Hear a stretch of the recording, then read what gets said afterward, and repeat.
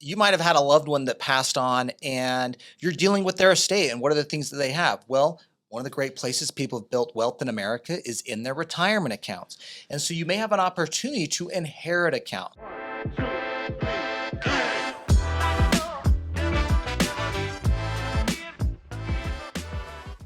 Sometimes the situation arises where you have a retirement account drop into your lap by a loved one who's passed away and made you the beneficiary. What to do next? That's a big topic.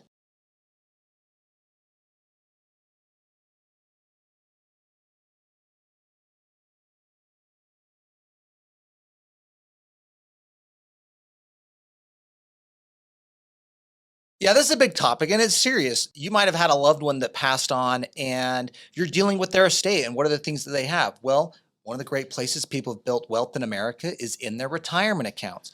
And so you may have an opportunity to inherit account.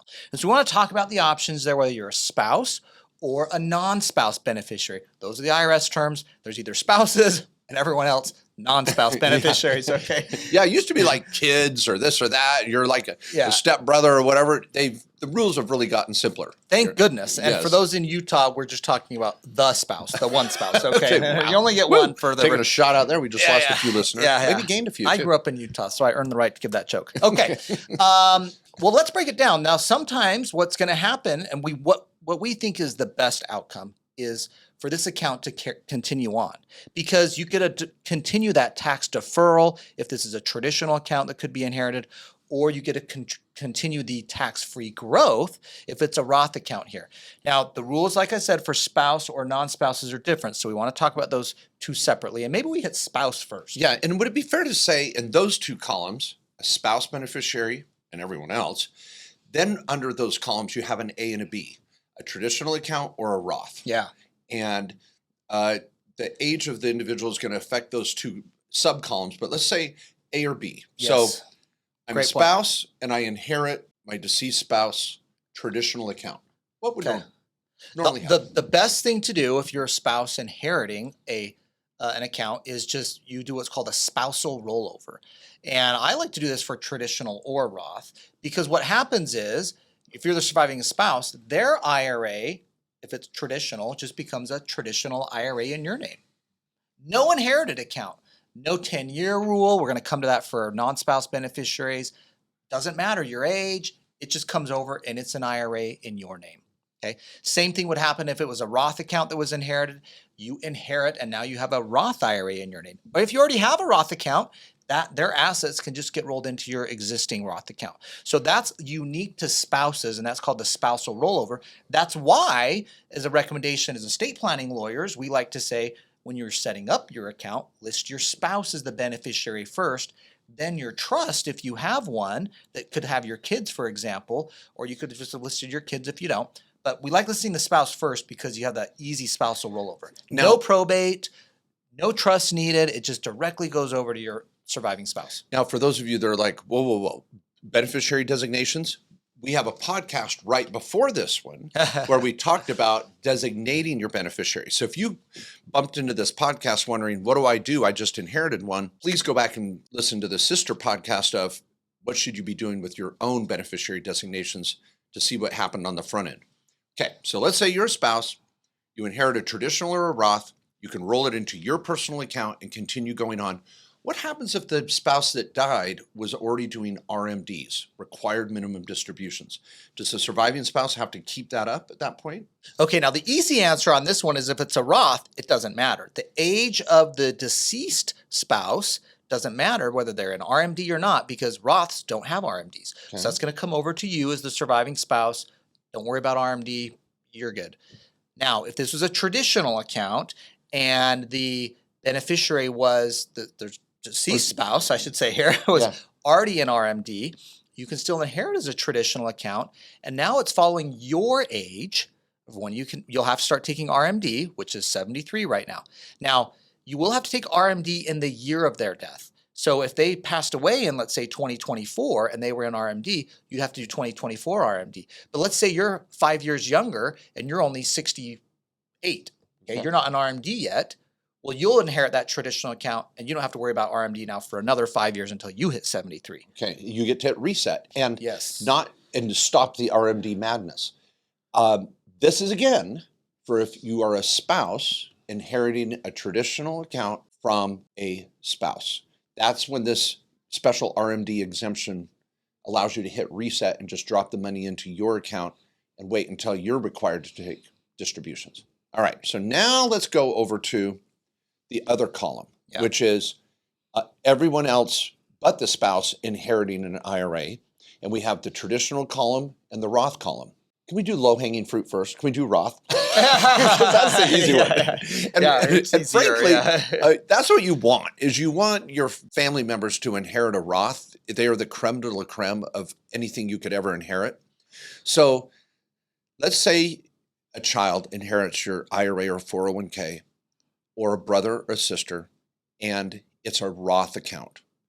Well, when they get that Roth, they're going to now open what's called an inherited Roth account. They cannot roll it into their own Roth. It's going to stand alone as its own Roth account, and they have 10 years to drain it. They can keep investing it. They can keep doing whatever they want with it, and they don't have to divide it by 10 and take required distributions. They don't have to. But after 9 years, 364 days, that account's got to go to zero. So what I love about it is they can start taking distributions at any age. It's a tax-free ATM. Yeah. You can keep investing it, you can keep building it, you can keep growing it, and by the 10th year, drain it, the end. So that's the easy column. I think. And some of you might have an inherited IRA. Sometimes it's called a beneficiary IRA that you inherited before 2020. The rules were different before 2020. There's a lot of inherited IRAs out there. In those scenarios, you could have done what's called a stretch IRA, where actually you're distributing that account over your life expectancy. And if you inherited an account at age 40, that could be over another 40-year window. And so this is going past 10 years. Yeah. So I'm just saying, for those of you that have an existing inherited IRA you've had for a few years or longer, you might be under a different set of rules. For everyone else, the rules we're talking about is what applies here. And the Roth is the simplest, it's the best, and also it's freaking tax-free. So, you know, you don't have everything right. And now let me ask you a question. Okay, this is a trick question. You ready? Well, what happened if the deceased individual, let's say the parent, has a Roth IRA and they already started RMDs, and then I inherit that Roth IRA? Do I have to take RMDs? Okay, there's no such thing as RMDs for Roth IRAs. Oh, damn it, I tried to get you. Okay, so you would never have that situation. So you'd never have that situation. Now, they could have been just taking distributions. They're not required distributions. They could have been living off of that Roth IRA and taking money out of it, but that's different than what are called RMDs, which are the required minimum distributions that apply to traditional IRAs. Okay, so mom and dad are now 73. Yeah. Or let's say dad's dying. He's 74 years old. He already started RMDs, and now the kid's inheriting a traditional IRA. This is probably the most complex of all these situations. So a child inherits a traditional IRA, and the dad or mom were already taking RMDs. What happens then? Okay, in the situation where RMD has already been happening, you will inherit the traditional IRA, assuming you were the beneficiary. And let's say there was two of you. It was like you and your sister were the beneficiaries, 50-50. Well, you'll get half of that account and you'll get an inherited IRA opened up, and your spouse gets their half of the account and they open up their IRA. Now, you will have a 10-year window of when you take RMD, which you have to continue taking it. Okay, so because RMD already started on that traditional account, because your parent was over age was 73 or older, which is the RMD age right now, you have to continue taking RMD, but you get a 10-year window to keep investing in the account and keep it open. At the end of 10 years, the whole thing will have to be fully drained, but you are taking a little bit every year over that 10-year window to start drawing the money out. And there's a formula the IRS has in a table on how you figure out how much you got to take depending on the account balance. So that's kind of the bummer. The nice thing is we at least get 10 years to keep rolling this thing out, not taking a huge tax hit in 1 year where you got in a traditional IRA and you got to distribute the whole thing in 1 year and you inherit a $300,000 account, split up 50-50, you got 150 of it. Well, I got 150K going on my tax return in 1 year. No, we can spread this out over 10 years, not just for the investment growth, but also for the tax hit. So there's some benefit to it. Now, let's say they were not RMD. So dad 65. died. He's 65 years old. Dad dies. Son and daughter inherit at 50-50. They're going to get this beneficiary traditional IRA, right? And they have 10 years to drain it. Do they have to divide it by 10? Do they? Yeah. The nice thing is, let's say it was that same $300,000 account. split into 2 inherited IRAs for brother, sister. Each of you got 150K. And because the parent was not an RMD yet, 65, you don't have to worry about it until the end of 10 years. So that 10-year window where you can keep investing in the account, you don't have to take everything every year. But at year 10, you have to distribute the whole thing. Yeah. So you may want to look forward at a traditional account. It's like, maybe I start draining this thing in year 8, 9, and 10 and break it up so I don't get a huge tax hit that first year. But let's continue investing it and growing it and using that money rather than sending it to the IRS. Yeah. Now, some cool notes. That son and daughter, they don't have to wait till they're 59 and a half, nothing. Their age doesn't matter. That son and daughter could be 22 years old. They're twins. They're 22 years old, and they inherit this traditional IRA. They've got 10 years to drain it. They can divide it by 10. They can divide it by 2, take one at 5. They get to choose. But they can't roll it over and combine it with another traditional IRA. They have to drain it within 10 years. And this is where strategy becomes a huge part, because they're going to pay taxes based on the bracket they're in. So we have sometimes used the word chunking, where you're going to chunk at this money because you don't want to like take it all in the last year and be in the highest bracket. Let's spread it out. Let's be smart about it. And only if we could wish it into a Roth, but we can't convert it to Roth. Yeah, you can't convert inherited accounts, unfortunately. So, so you're kind of stuck with the traditional. But like I said, this is a great opportunity to still continue investing it. Look at the end of the cycle here about chunking it over a few years. And that's one of the things that's unique for self-directing is 10 years is still a good time period to self-directed retirement account, but you do need to be a little strategic about it because you want to make sure you're invested in something that will be liquid in 10 years. Yeah. Okay, you don't want to put it into something like a startup or sometimes even a private fund that may not be liquid at the end of 10 years.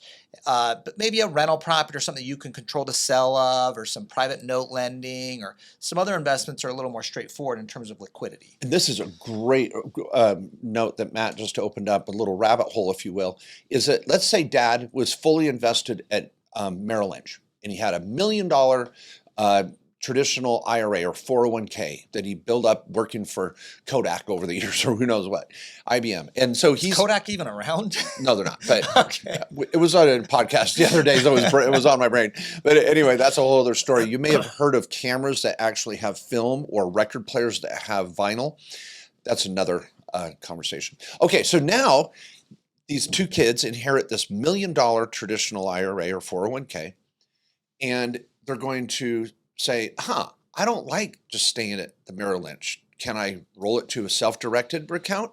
Yes. Yeah. That's not moving it into another IRA of yours. It's just moving where the IRA is hosted, if you will. So now you want to say, okay, Merrill Lynch, thank you very much. Sell everything in the account. Take it back to USD, US dollars. There's no tax. There's no penalty. Then you move that money into an inherited IRA that can be self-directed. Your sister may go, screw that. I just want to keep doing ETFs, bonds, mutual funds, whatever. You may say, I want to self-direct it over the next 10 years. You can do that too. Yeah. So changing the account type is not violating the rules. Yeah. Let me go over the last thing I want to hit on this topic. I don't know if you have any other comments on this. Okay. Last thing I want to talk about is just the mechanics of doing this. So if you have a spouse that passes away, or a parent that passes away, or other person that you may have been listed as the beneficiary on the account, I want to go through the process of how you claim this. Every company, whether this is Directed IRA, Fidelity, Charles Schwab, I'm just naming the 3 big ones, any of those companies, you have what's called a beneficiary claim form, where you're going to say, hey, I believe I'm the beneficiary on this account, and I want to go claim my interest in it. Now they can't authorize any information to you unless you actually are, okay? But you'll need to provide a copy of the death certificate to show that this person did pass away.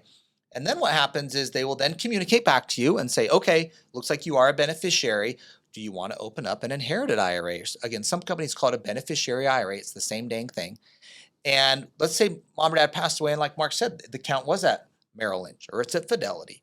You could say, yes, I do, and I want it sent to an inherited IRA at Directed IRA. And so that's the process. It's a beneficiary claim form. There's typically a death certificate required, and then you then direct where you want that account set up, whether you're staying at the same institution where your parent was, or you're moving to another company, whether it's Directed IRA or another provider. So that's just the mechanics of how it works.